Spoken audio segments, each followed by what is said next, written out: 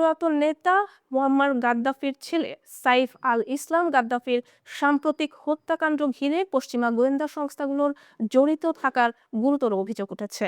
British সাংবাদিক আফরিন রাফতানসি দাবি করেছেন, ব্রিটিশ গোয়েন্দা সংস্থা MI6 এবং ফরাসি গোয়েন্দা বাহিনী এই হত্যাকাণ্ডের নেপথ্যে সক্রিয় ভূমিকা রেখেছে। গত সপ্তাহে উত্তর পশ্চিম লিবিয়ার জিনতান শহরে নিজ বাসভবনে 4 বন্দুকধারীর হামলায় 53 বছর বয়সী সাইফ আল ইসলাম নিহত হন। 2011 সালে ন্যাটো সমর্থিত অভ্যুত্থানে মুয়াম্মার গাদ্দাফির পতনের পর থেকেই লিবিয়া কার্যত বিভক্ত এবং দীর্ঘ গৃহযুদ্ধ ও রাজনৈতিক অস্থিরতার মধ্যে রয়েছে। এই অস্থির বাস্তবতার মধ্যেই আসন্ন প্রেসিডেন্ট নির্বাচনে প্রার্থী হওয়ার ঘোষণা দিয়েছিলেন সাইফ আল ইসলাম। রাশিয়ার রাষ্ট্রীয় সংবাদ মাধ্যম আরটিকে দেওয়া এক সাক্ষাৎকারে আফরিন রাফতানসি বলেন, তার কাছে থাকা নির্ভরযোগ্য সূত্র অনুযায়ী MI6 স্থানীয় প্রক্সি গোষ্ঠীর মাধ্যমে এই হত্যাকাণ্ড পরিচালনা করেছে। একই অভিযানে ফ্রান্সের গোয়েন্দা সংস্থার সম্পৃক্ততার স্পষ্ট ইঙ্গিত রয়েছে বলে তিনি দাবি করেন। রাফতানসির মতে, সাইফ আল ইসলামের মৃত্যু লিবিয়ার ভবিষ্যৎকে আরো অন্ধকারের দিকে ঠেলে দিয়েছে। তিনি বলেন, এই হত্যাকাণ্ড মূলত আফ্রিকার রাজনৈতিক ও অর্থনৈতিক পুনর্জাগরণ রুখে দেওয়ার একটি অংশ।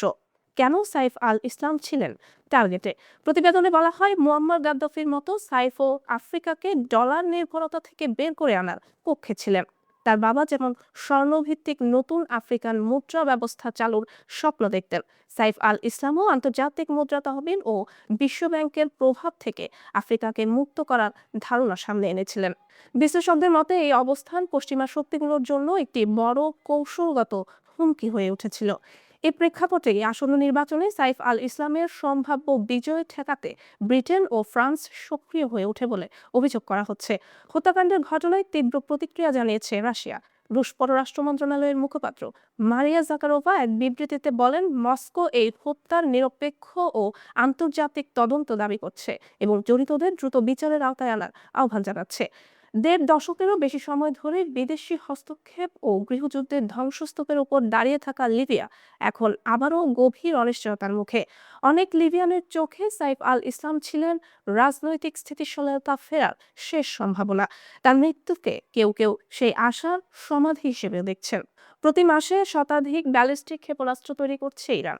এমন তথ্য সামনে আসতেই গভীর উদ্বেগে পড়েছে ইসরায়েল ও তার পশ্চিমা মিত্ররা। ইসরায়েলের নিরাপত্তা মহলে এই খবরকে সরাসরি কৌশলগত দুঃস্বপ্ন হিসেবে দেখা হচ্ছে। ইসরায়েলি সংবাদ মাধ্যম ওয়াইনেট নিউজ এর প্রতিবেদনে বলা হয়েছে, ইরানের ভূগর্ভস্থ তথাকথিত মিসাইল সিটিগুলোতে বিপুল পরিমাণ ব্যালিস্টিক ক্ষেপণাস্ত্র মজুত ও উৎপাদন চলছে। 2025 সালের জুনে সংঘটিত সংঘাতের সময় ইসরায়েল দাবি করেছিল, তারা ইরানের উল্লেখযোগ্য সংখ্যক মিসাইল লঞ্চার ধ্বংস করতে সক্ষম হয়েছে। তবে সাম্প্রতিক গোয়েন্দা তথ্য বলছে, সেই ক্ষয়ক্ষতি খুব দ্রুত কাটিয়ে উঠছে তেহরান। ইসরায়েলি প্রধানমন্ত্রী বেনিয়ামিন নেতানিয়াহু আশঙ্কা প্রকাশ করেছেন, পারমাণবিক কর্মসূচি আন্তর্জাতিক চাপে সীমিত থাকায় ইরান এখন বিকল্প শক্তি হিসেবে ব্যালিস্টিক ক্ষেপণাস্ত্র উৎপাদন বাড়িয়ে দিচ্ছে। তার মতে, প্রতি মাসে শতাধিক ক্ষেপণাস্ত্র তৈরি করে ইরান দ্রুতই তাদের ভান্ডার পুনর্গঠন করছে। ইরানের এই ক্ষেপণাস্ত্র কর্মসূচির প্রধান রূপকার ছিলেন IRGCর অ্যারোস্পেস ফোর্সের সাবেক কমান্ডার আমির আলী হাজিজাদে, যিনি সর্বশেষ সংঘাতের শুরুতেই নিহত হন। তবে তার রেখে যাওয়া পরিকল্পনা বাস্তবায়নে ইরান এখন আরও বেশি আগ্রাসী বলে মনে করছেন বিশ্লেষকেরা। তরল ও কঠিন জ্বালানি চালিত এসব ব্যালিস্টিক ক্ষেপণাস্ত্র মহাকাশ পথ ব্যবহার করে হাজার হাজার কিলোমিটার দূরের লক্ষ্যবস্তুতে আঘাত হানতে সক্ষম। ফলে এই অস্ত্র কেবল ইসরায়েল নয়, মধ্যপ্রাচ্য জুড়ে অবস্থানরত মার্কিন সামরিক ঘাঁটিগুলোর জন্য বড় ধরনের নিরাপত্তা হুমকি হয়ে উঠেছে। প্রতিবেদন অনুযায়ী ইরান বর্তমানে সেজিল, ইমাদ ও খোরামশাহের মতো দীর্ঘ পাল্লার ক্ষেপণাস্ত্র ব্যবহার করছে। এসব ক্ষেপণাস্ত্র প্রায় 2500 কিলোমিটার দূরের লক্ষ্যবস্তুতে আঘাত হানতে পারে এবং এক একটিতে সর্বোচ্চ 1800 কেজি পর্যন্ত বিস্ফোরক বহনের সক্ষমতা রয়েছে।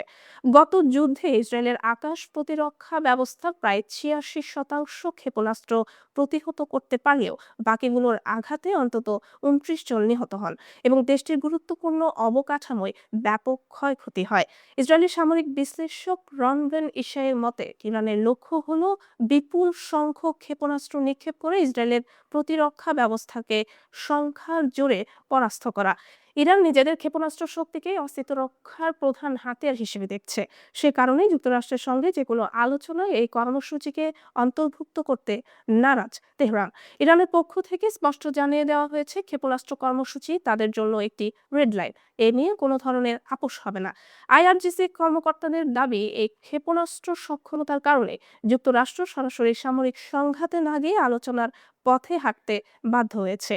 এই প্রেক্ষাপটে ইসরায়েল মনে করে কেবল পারমাণবিক সমঝোতা যথেষ্ট নয়। ইরানকে থামাতে হলে তাদের ব্যালিস্টিক ক্ষেপণাস্ত্র কর্মসূচিও নিষ্ক্রিয় করতে হবে। এর আগে ইরান কেবল ইসরায়েল নয়, কাতার, ইরাক ও পাকিস্তানের মতো প্রতিবেশী দেশগুলোতেও ক্ষেপণাস্ত্র হামলার মাধ্যমে শক্তির প্রদর্শন করেছে। 2019 সালে সৌদি আরবের আরামকো তেল শোধনাগারে হামলা থেকে শুরু করে 2024 সালে ইরাকি কুর্দিস্তানে তথাকথিত মোসাদ ঘাঁটিতে হামলা, সবখানেই ইরানের ক্ষেপণাস্ত্রের উপস্থিতি লক্ষ্য করা গেছে। তেহরান ইতোমধ্যেই হুঁশিয়ারি দিয়েছে, ভবিষ্যতে তারা কোনো আগাম সতর্কতা ছাড়াই হামলা চালাতে পারে, যা মধ্যপ্রাচ্যের নিরাপত্তা পরিস্থিতিকে আরও অস্থিতিশীল করে তুলেছে। মার্কিন ধনকুবের ইলন মাস্ক জানিয়েছেন, তার মহাকাশ গবেষণা সংস্থা স্পেস এক্স এখন চাঁদে একটি স্বয়ংসম্পূর্ণ শহর গড়ে তোলার দিকেই বেশি মনোযোগ দিচ্ছে। মাস্কের দাবি, আগামী 10 বছরেরও কম সময়ের মধ্যে এমন একটি শহর নির্মাণ বাস্তবায়নযোগ্য। নিজের মালিকানাধীন সামাজিক যোগাযোগ মাধ্যম এক্সে দেওয়া এক পোস্টে মাস্ক লেখেন, 5 থেকে 7 বছরের মধ্যে মঙ্গল গ্রহে শহর গড়ে তোলার দীর্ঘদিনের লক্ষ্য এখনো বহাল আছে। তবে বর্তমান পরিস্থিতিতে সভ্যতার নিরাপত্তা নিশ্চিত করা এবং চাঁদে দ্রুত মানব উপস্থিতি স্থাপনই সবচেয়ে বড় অগ্রাধিকার। ইলন মাস্কের এই মন্তব্য ওয়াল স্ট্রিট জার্নালের একটি প্রতিবেদনের সঙ্গে মিল রয়েছে। প্রতিবেদনে বলা হয়, স্পেস এক্স তাদের বিনিয়োগকারীদের জানিয়েছে, আপাতত চাঁদকে অগ্রাধিকার দেওয়া হচ্ছে এবং মঙ্গল গ্রহে অভিযান ভবিষ্যতের জন্য স্থগিত রাখা হতে পারে। স্পেস এক্সের পরিকল্পনা অনুযায়ী 2027 সালের মার্চ মাসে চাঁদে একটি মানববিহীন মহাকাশযান অবতরণ করানো হবে। অথচ মাত্র 1 বছর আগেও মাস্কের লক্ষ্য ছিল 2026 সালের শেষ নাগাদ মঙ্গল গ্রহে মানববিহীন মিশন পাঠানো। চলতি দশকের মধ্যেই চাঁদে মানুষ ফেরানোর লক্ষ্য নিয়ে যুক্তরাষ্ট্র ও চীনের মধ্যে তীব্র প্রতিযোগিতা চলছে।